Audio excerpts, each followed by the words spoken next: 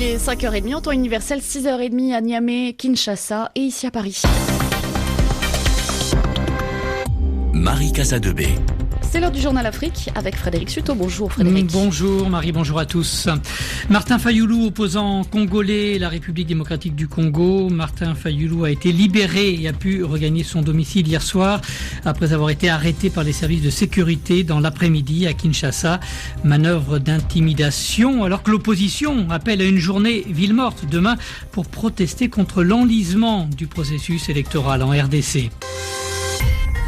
Martin Fayulu, l'un des principaux opposants à Joseph Kabila en République démocratique du Congo, a été arrêté donc hier à Kinshasa avant d'être libéré dans la soirée. Il se trouvait au bureau de son parti dans l'après-midi quand des militaires et des agents de sécurité ont fait irruption. Il a été amené au renseignement militaire, lui qui bénéficie d'une immunité en tant que député. Martin Fayulu, président de l'ESID, avait, comme d'autres leaders de l'opposition, appelé à une journée ville morte demain, mardi, pour protester contre tout glissement du calendrier électoral et le respect des délais constitutionnels. Reportage Sonia Rollet. Devant la direction des renseignements militaires, un bar de quartier, l'état-major de l'ESID attend. Non, nous sommes encore là. Notre avocat est à l'intérieur, maître Kabengi est à l'intérieur et il continue à suivre la situation. Nous sommes dehors en train d'attendre. Dès qu'il y a des nouvelles, je vais vous communiquer.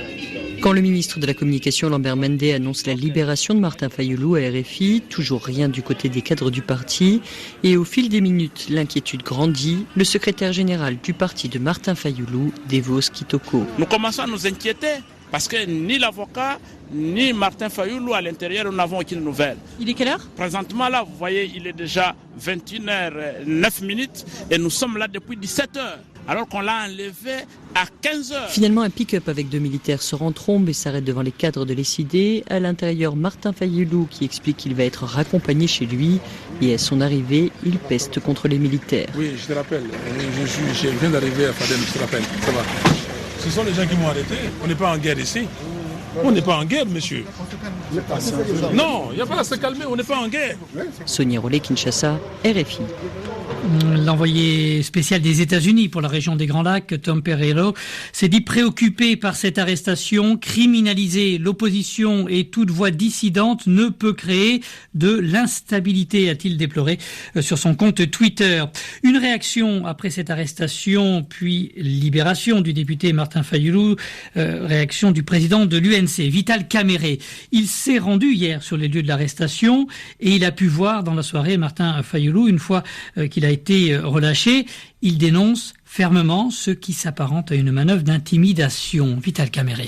Je me dis, au XXIe siècle, même la Birmanie est en avance par rapport à nous. On ne doit pas comme ça aller prendre quelqu'un qui est dans son bureau pour essayer à nous faire peur à nous tous. Puisqu'au moment où Martin Fayulu est dans son bureau, puisque nous nous sommes parlé avant de quitter chacun la maison, et là j'avais les appréhensions, j'ai dit Fayulu, ces gens sont très méchants, mais nous devons quand même sauver notre peuple.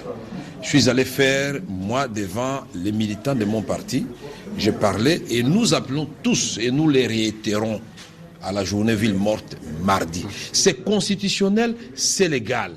Mais ce qui fait mal aujourd'hui, c'est qu'on n'a plus de la considération pour les députés nationaux.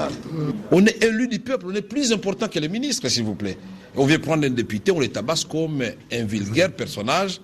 Nous disons ça, le président Kabila va nous trouver sur les chemins et rendez-vous mardi pour dire non au 3e mandat. Et nous ajoutons à partir d'aujourd'hui non à l'arbitraire. Et nous devons chasser la peur.